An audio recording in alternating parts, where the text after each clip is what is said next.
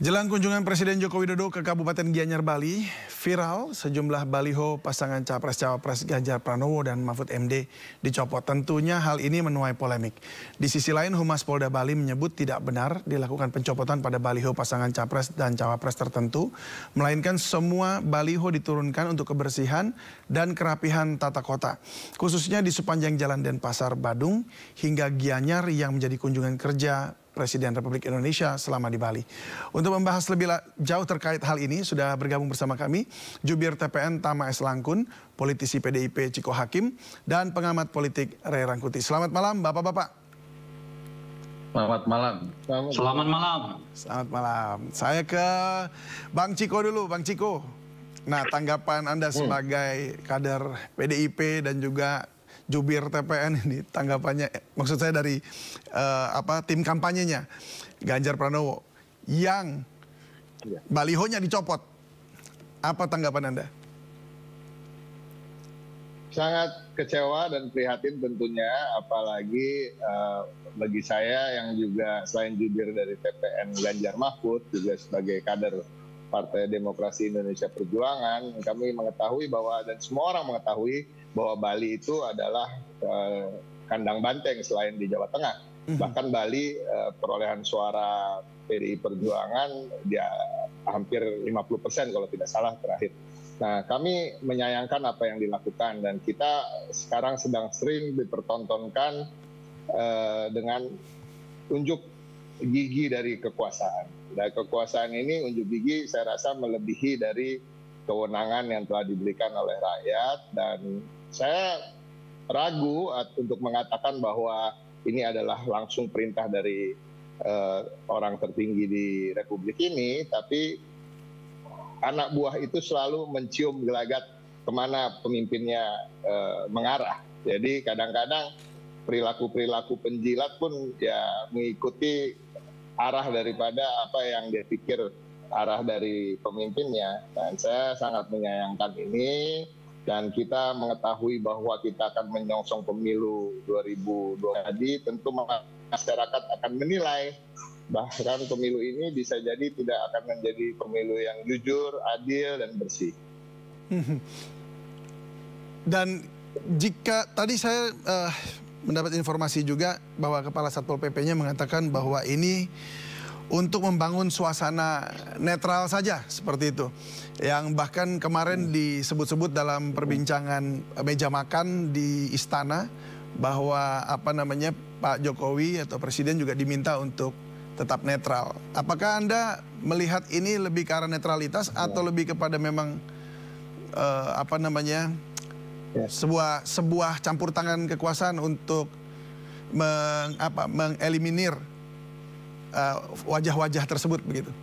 Kalau kita bicara soal netralitas juga tidak boleh mengesampingkan fakta. Faktanya Bali adalah mayoritas memang pemilihnya banyak pemilih PDI Perjuangan. Itu adalah kandang banteng.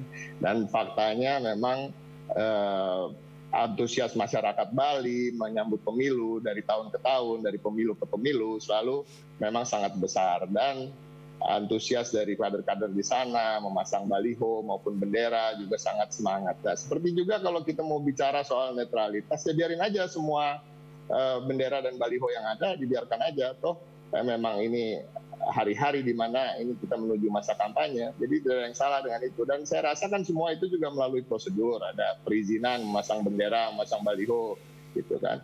Nah, Presiden itu kan juga bagian dari bangsa ini, seperti partai politik juga bagian dari bangsa ini, jadi nggak ada masalah mestinya baliho maupun bendera tetap terpasang ya. Ya, baik. Saya ke Mas Tama. Mas Tama, apa tanggapan Anda juga mengenai pernyataan yang mungkin juga disampaikan oleh Mas Ciko bahwa karena memang ini kampanye, artinya menjelang Pilpres begitu. Sementara memang kita belum secara resmi kampanye itu dimulai begitu ya? Ya, Bung David, saya rasa apa yang seperti Mas Ciko sampaikan ya, jadi memang kami juga menyayangkan ya terkait dengan sikap yang diambil untuk mencopot baliho Ganjar Mahfud, begitu juga dengan bendera dari partai politik rekan-rekan di PDIP. Tentu kami menyayangkan atas pencopotan tersebut. Itu yang pertama. Nah, yang kedua, tentu saja hal ini kita juga harus melihat dalam perspektif pemasangan bendera tersebut maupun pemasangan baliho itu bukan sesuatu yang keliru, apalagi kalau kemudian Mas Ciko sampaikan tadi itu sudah ada izin dan lain sebagainya. Karena dari baliho yang dipasang maupun dari bendera yang dipasangkan tidak ada berisi ajakan, tidak ada juga berisi nomor, tidak ada juga berisi kata-kata coblos, ataupun tidak ada juga ajakan untuk memilih. Jadi saya rasa terkait dengan pelanggaran-pelanggaran pemilu, kami tidak temukan di sana, kemudian langsung dicopot. Kira-kira poinnya di situ, Bung David. Kemudian yang kedua, apa yang hari ini terjadi kan sepertinya bertolak belakang dengan acara kemarin ya. Baru 1 hari diajak untuk makan siang secara bersama-sama, di hari berikutnya sudah ada pencopotan bendera. Saya rasa ini juga sesuatu yang kontradiktif begitu dengan pertemuan-pertemuan kemarin yang seolah-olah kami melihat memang berjalan dengan baik, dan kami juga merasakan bahwa ada upaya-upaya agar para calon kemudian bisa melakukan kampanye dengan damai, sosialisasi dengan baik, dan lain sebagainya. Tapi itu seperti bertolak belakang. Dan poin lainnya adalah apa yang kemudian terjadi, ini juga kemudian menimbulkan keresahan begitu ya. Artinya pandangan-pandangan yang ada di ruang publik tidak bisa kemudian terlepas begitu saja hanya persoalan baliho yang dicopot atau bendera yang dicopot. Tapi ada hubungan-hubungan, pandangan-pandangan yang kemudian terbangun atas peristiwa yang terjadi dalam beberapa pekan terakhir. Dari mulai urusan anak presiden yang bisa menjadi cawapres dengan putusan kontroversi Mahkamah Konstitusi, kemudian ada pelaporan juga terhadap Hakim MK yang dianggap melanggar kode etik, sampai kemudian pengumuman pencapresan dari Mas Gibran yang kemudian tidak melalui izin atau pembicaraan dengan rekan-rekan di PDIP.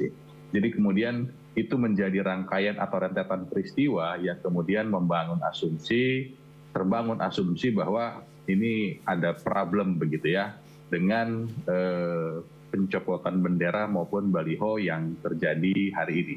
Demikian, David. Baik, saya ke Pak Ray Rangkuti. Saya ingat sekali bahwa kemarin itu ramai sekali dibicarakan bahwa Presiden juga harus netral, sehingga mungkin saja ini menjadi salah satu terjemahan yang mungkin tidak bisa diterima oleh PDIP dan juga TPN. Tetapi bagaimana dengan Anda sebagai pakar politik juga yang mengamati hal ini? Bagaimana Pak Ray Rangkuti? Apakah ini merupakan sebuah aksi yang kemarin sebenarnya Anda juga inginkan sebagai sebuah netralitas, atau seperti juga yang disampaikan oleh Mas Tama bahwa ini merupakan sebuah penjagalan atau mungkin ada campur tangan kekuasaan di situ? Kan Presiden sudah buat pidato yang saya kira hari ini cukup viral ya, pernyataan beliau itu. Yang miring-miring saya akan ganti gitu kan.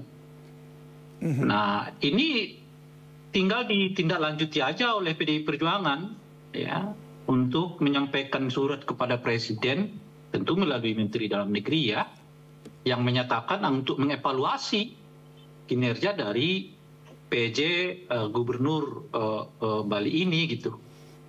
Karena itu tadi misalnya dianggap miring-miring nih gitu kan. Kan?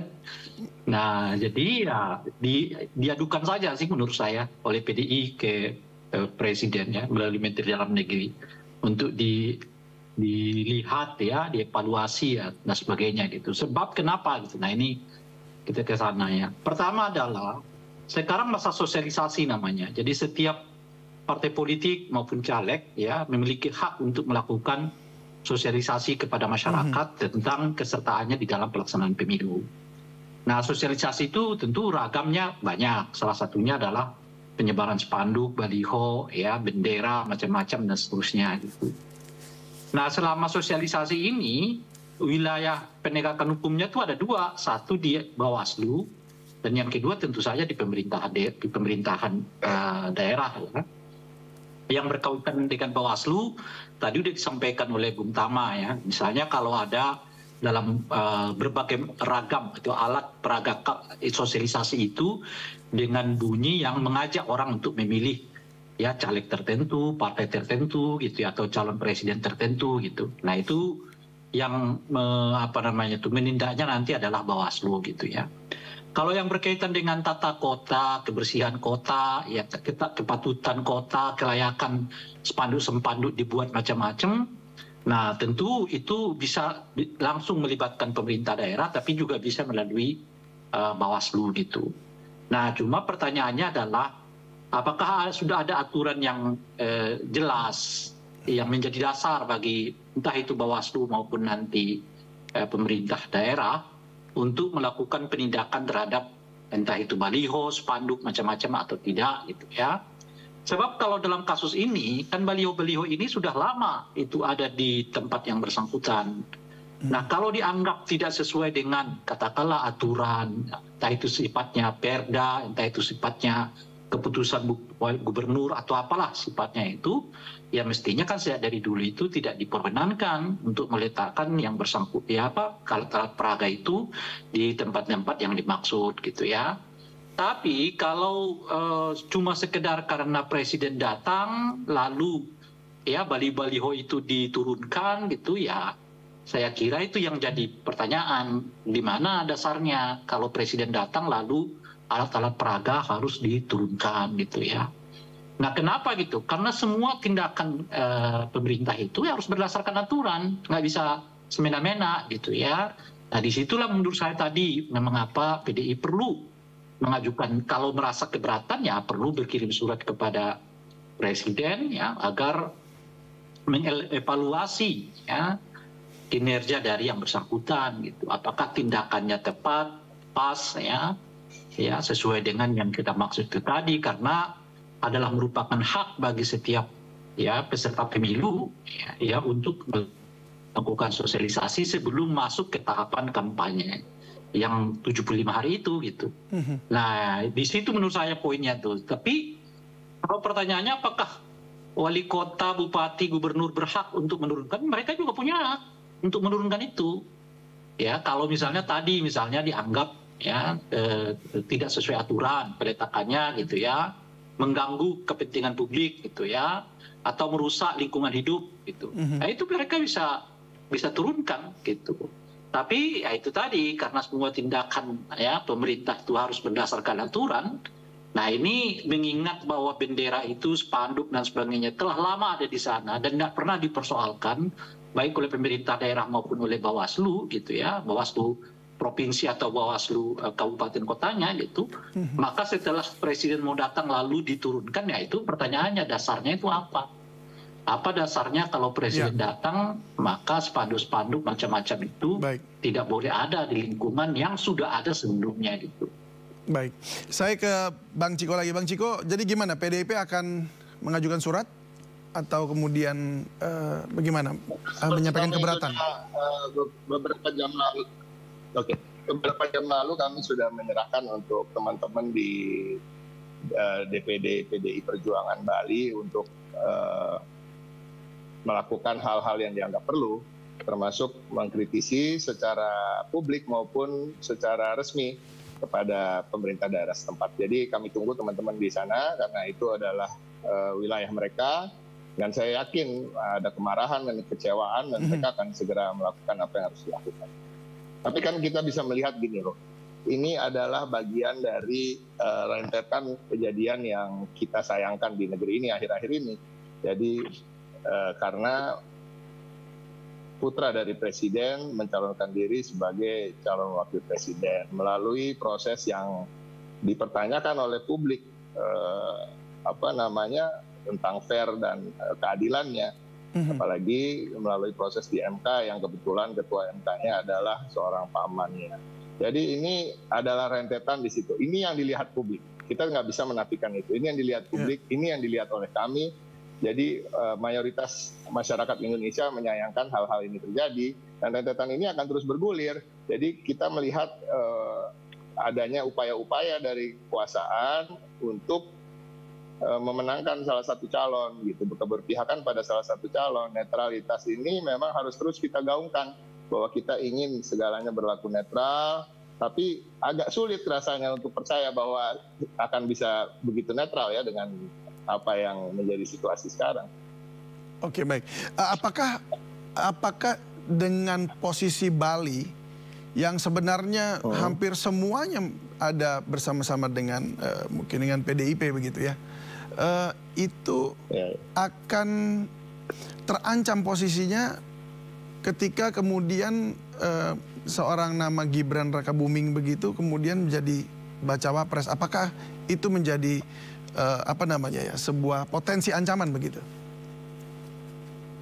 PDI Perjuangan ketika menghadapi ini, melihat situasi ini, menyikapi apa yang terjadi ketika Mas Gibran mencalonkan diri bukan dari partai kami sama sekali tidak ada rasa takut. Apabila pemilu ini dilakukan secara jujur dan adil. Nah, ini yang harus dicatat. Kami tidak merasa takut dan ini terbukti dari hasil-hasil survei. Sampai hari ini PDI Perjuangan bahkan naik terus di urutan pertama di hasil survei untuk partai politik ya. Nah, ini yang kami ingin lihat nanti berbanding lurus dengan hasil dari pemilu. Apalagi juga dengan surveinya Pak Ganjar juga yang terus meroket ke atas. Nah, ini kami secara fair, kami berani. Kami yakin dan kami berani.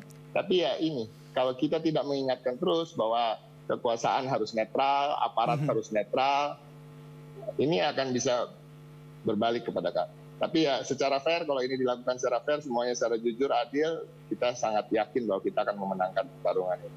Apalagi untuk Mas Ganjar dan Pak Mahfud kan dibantu oleh partai-partai yang juga luar biasa seperti Perindo, Hanura, dan P3. Ya baik, kita juga berharap semuanya boleh fair dan pemerintah juga netral sehingga pemilu atau pilpres kali ini akan menjadi seru begitu ya, menjadi bisa dinikmati oleh masyarakat. Terima kasih Bang Ciko Hakim dan juga Mas Tama Langkun, kemudian juga Pak Ray Rangkuti sudah bergabung bersama kami di Sindo Prime. Salam sehat selalu.